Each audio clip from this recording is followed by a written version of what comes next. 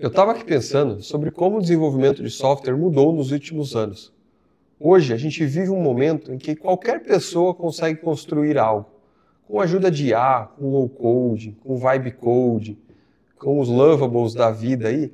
Essas ferramentas elas estão cada vez mais acessíveis e elas estão cada vez mais poderosas. E quando a gente analisa de uma ótica, isso é muito bom.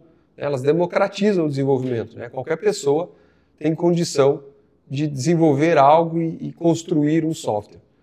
Mas isso também ela tem um lado perigoso. E é exatamente esse é o ponto que eu gostaria de tratar aqui. É o lado de parecer saber mais do que realmente sabe. Cada vez mais eu vejo desenvolvedores, empresas e startups construindo produtos em cima dessas ferramentas, mas sem entender o que realmente está acontecendo ali por baixo dos panos. E quando isso acontece, é uma questão de tempo. Mais cedo ou mais tarde, esse castelo de cartas ele vai desabar. Essas ferramentas low-code, ferramentas de IA, elas no final do dia elas acabam sendo viciantes. Em poucas horas a gente solta ali um prompt, a gente faz ali uma configuração e você tem uma tela pronta, você tem um fluxo funcionando, você tem inclusive essas interações plugadas já direto num banco de dados. Eu gosto de fazer uma analogia com isso, com pilotar um avião. Quando você está lá no ar, em velocidade de cruzeiro, está tudo acontecendo bem, você realmente se sente um piloto. Só que se você não aprendeu a decolar, a pousar, a trabalhar em situações de emergência, em algum momento você vai perceber que não tem a menor ideia do que está fazendo. E aí vem a consequência de ter construído uma solução sem conhecer aquilo que está embaixo do capô. O desenvolvedor ele vai lá, ele monta um fluxo utilizando um Flutterflow da vida, conecta isso num Supabase, integra com uma API ali, com alguma ajuda de IA, com ajuda de fóruns, e tudo roda, tudo funciona.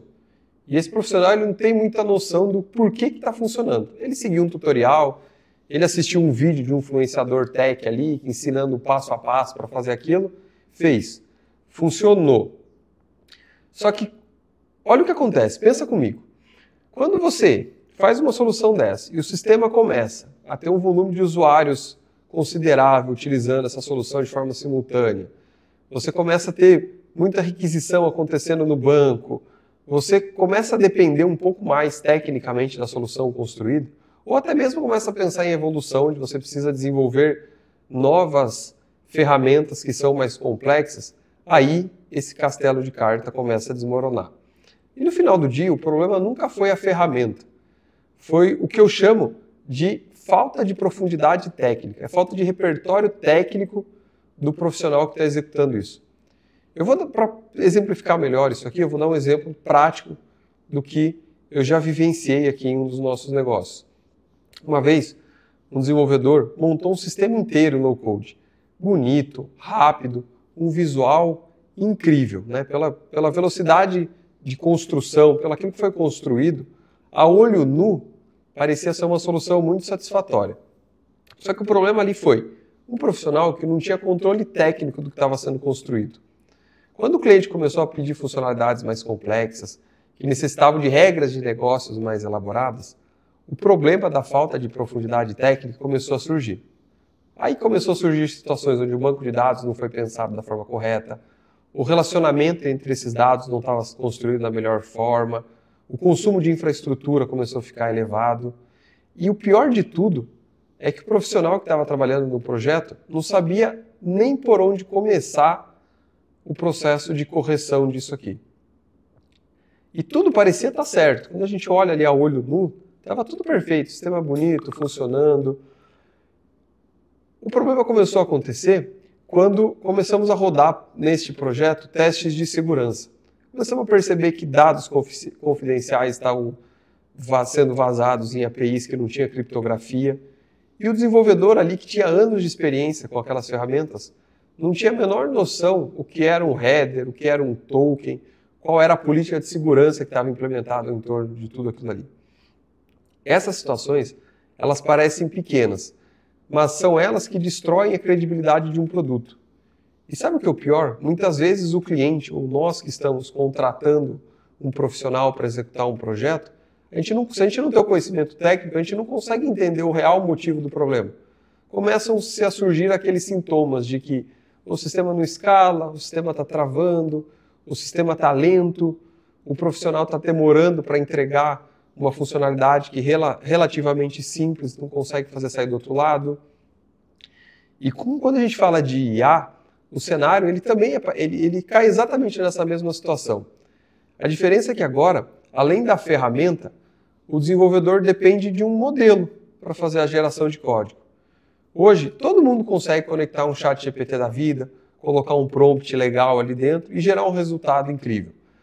Só que o problema é o quanto este profissional entende daquilo que está acontecendo, daquilo que está sendo gerado. Pouca gente fala de arquitetura, política de segurança, qualidade de código, modelagem de banco de dados. É muito se falado em ferramenta, em desenvolver rápido, em desenvolver com poucas linhas de códigos. E sabe onde isso vai levar no final das contas? Vai acontecer cenários de projetos que parecem serem projetos inteligentes, mas que na prática são projetos completamente frágeis. E o frágil, ele é o oposto de escalável. Outro ponto que eu queria tratar nesse vídeo aqui é a falsa sensação de produtividade. No final do dia, essas ferramentas fazem o desenvolvedor do outro lado se sentirem super produtivos, o empresário que está tocando aquela solução achar que agora ele consegue desenvolver muito em pouco tempo. Mas tem um ponto aqui que a produtividade real, no final do dia, não é uma entrega rápida. É entregar com qualidade, entregar com consistência. Se o sistema roda rápido, mas quebra frágil, se ele é bonito, mas impossível de se manter, isso não é produtividade. É uma ilusão de eficiência. O tempo que você ganha no início do projeto, mais cedo ou mais tarde, ele vai ser perdido com refatoração, com correções técnicas. No final do dia, o tempo empata com o desenvolvimento tradicional, senão ele acaba custando mais caro do que antes, utilizando o que a gente chama de high code, né? Um projeto todo feito à mão.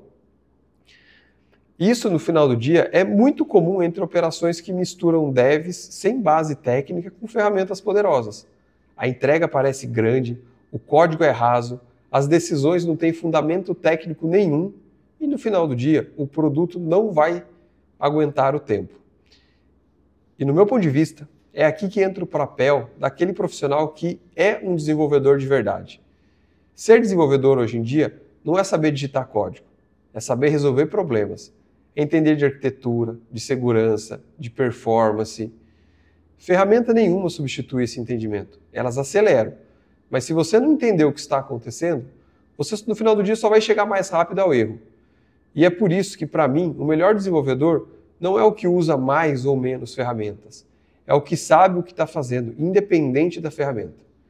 De verdade, eu acredito no low code, eu acredito no desenvolvimento com a IA, eu vejo o desenvolvimento evoluindo para um formato híbrido. E o papel de quem constrói é entender o que está por trás. É não cair na tentação de achar que funcionar é o mesmo que estar pronto. Funcionar é o mínimo. Estar pronto é estar escalável, com um custo legal de infraestrutura, um sistema seguro e pronto para receber um volume elevado de utilização. No fim das contas, o que separa quem usa ferramentas de quem constrói produto é produtividade. E produtividade não vem de interface, ela vem de estudo. Então, se você está construindo com IA, com low code, com vibe code, continua. Explora, aprende, testa, erra, mas não pula a parte difícil. Não terceiriza a etapa do aprendizado. Ferramenta é o meio, entendimento é o fim. E agora, o que vai diferenciar um desenvolvedor não é o quão rápido ele entrega, e sim o quão bem ele realizou aquela entrega.